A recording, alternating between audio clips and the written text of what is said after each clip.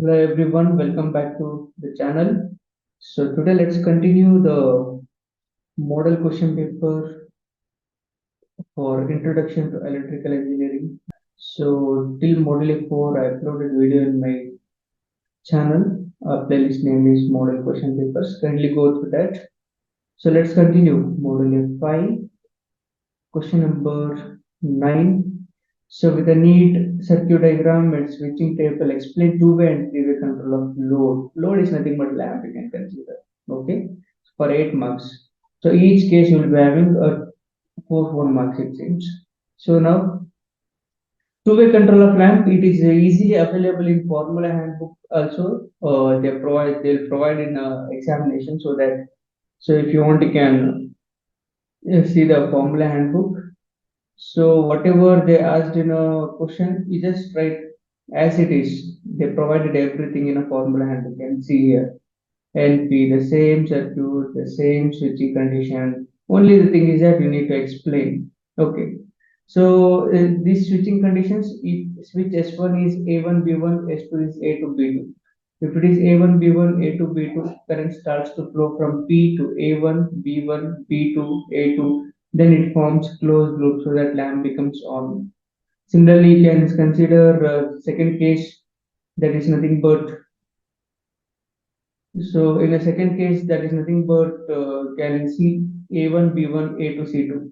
The switch S1 is A1, B1, switch S2 is A2, B2. So that you can see current starts to flow from P, from A1 to B1, then B1 to B2. But switch S2 is connected to a to C2 so that it forms closed loop. So because of this closed loop, sorry, it forms open loop.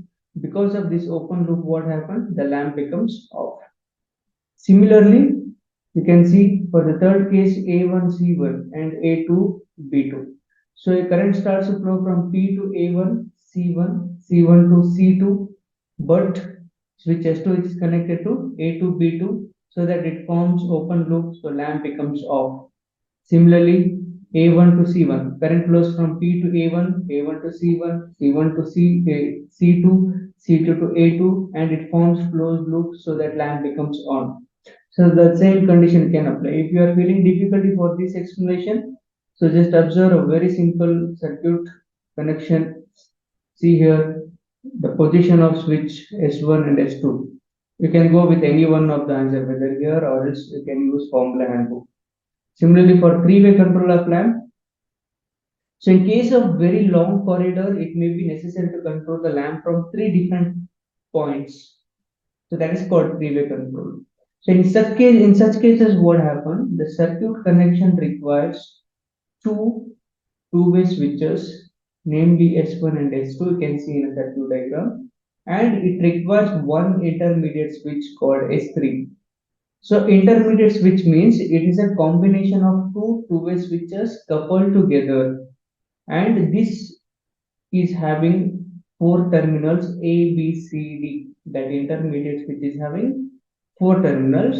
You can do a connection in two ways.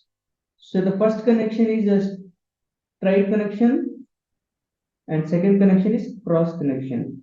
So just understand when the lamp is on, if the circuit which is complete means if it forms closed loop, then lamp becomes on. Suppose if the circuit which is open, or else if the circuit is open, then lamp becomes off.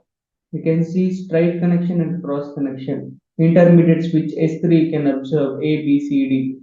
So this intermediate switch is having four terminals A, B, C, D. So now straight connection means if you are connecting A to B, C to D, then it is a straight connection. Cross connection means if you are connecting A to D, B to C. So let's see for the straight connection. If the position of switch S1 is 1, see here, and position of switch S2 is 3. So now just trace current starts to flow from P and it is flowing through S1, S1 to 1, then 1 to A to B straight connection, then B to 3, then 3 to S2, then it forms closed loop so that lamp becomes on. Similarly, we just observe the second case. The position of switches S1 is 1 and S2 is 4. The same thing, current starts to flow here, but S1 which is at 1 position and S2 which is fourth position here. Instead of 3, it is connected to 4. Current starts to flow from P to S1, S1 to 1, 1 to A to B, B to 3. But this pole which is connected to 4, so here it is an open circuit. So due to the open circuit, lamp becomes off. The same thing can trace it for rest of the two cases when the position of switch S1 is 2 and S2 is 3. Means if switch S1 which is connected to 2 and S2 which is connected to 3, like this. So now current starts to flow from base and it is flowing through switch S1 to 2, then 2 to C, C to D straight connection, D to 4, but the pole which is connected to 3, so here it gives open circuit. So due to this open circuit, lamp becomes off again. Okay. Similarly, you can observe the last case when the position of switch S1 is 2 and S2 is 4. You can observe current starts to flow from phase to switch S1, S1 to 2, 2 to C, C to D, D to 4, 4 to switch S2 and S2 to lamp. It forms closed loop so that lamp becomes on. So these are the cases. Similarly for cross connection, that intermediate switch connection, for straight it is A, B, C, D. For cross it is A to D, B to C or else C to B. Okay. Same case. If it forms closed loop, lamp on. If it forms open circuit or open circuit, then the lamp becomes off. Okay. So you can see now position S1 is at 1 and S2 is at 3. See now S1 is connected to 1, S2 is connected to 3. Current starts to flow from base to S1, S1 to 1, 1 to A to D because of cross connection, D to 4, but S2 which is connected to 3, so it forms open circuit so that lamp becomes off. Similarly, see for second case, when S1 which is at position 1, S2 is at position 4. S1 is at position 1 and S2 is at position 4 here. The current starts to flow from base to switch S1, S1 to 1, 1 to A to D, D to 4, 4 to S2, S2 to lamp, and it forms a closed loop or closed circuit so that lamp becomes on. Like that, similarly for 2 and 3, it forms closed circuit so that lamp on. 2 and 4, it forms open circuit so that lamp becomes off. So these two cases you have tried in an examination. Next, electric fuse. So they asked you to write a working principle of electric fuse. So you need to draw the diagram which is necessary, which has a weightage of marks. If you want, you can take screenshot of this. So here it has a brass end plate and fuse link contact. You can see fuse element you have. This is a fuse element or filament, you can say it as. Okay. So the electric fuse is nothing but a protective device. Electric fuse which works on the basis of the heating effect of the electric current. If the current which flows continuously through the wire, if the wire is having uh, wire capacity, if the wire current carrying capacity which is less than flowing current capacity, then that wire becomes cut off. So it is nothing but the electric fuse works on the basis of heating effect of the electric current. So it is composed of a non-flammable thin metallic wire with low melting point. If a high amount of electricity is passed from the electric fuse, there is a production of heat which causes the fuse to melt, which leads to the opening of the circuit, and the blockage of current. Suppose if once a fuse melt, it can be changed or replaced with a new fuse, and a fuse which is normally made up of elements like zinc, copper, aluminum, and silver. And also a fuse which acts as a circuit breaker and breaks the circuit in case any fault occurs in the circuit, so that it acts as a protector of electric appliances and also as a safety measure for humans. So you can see the fuse operation with the help of fuse barrel and fuse link. So you can observe here the same thing.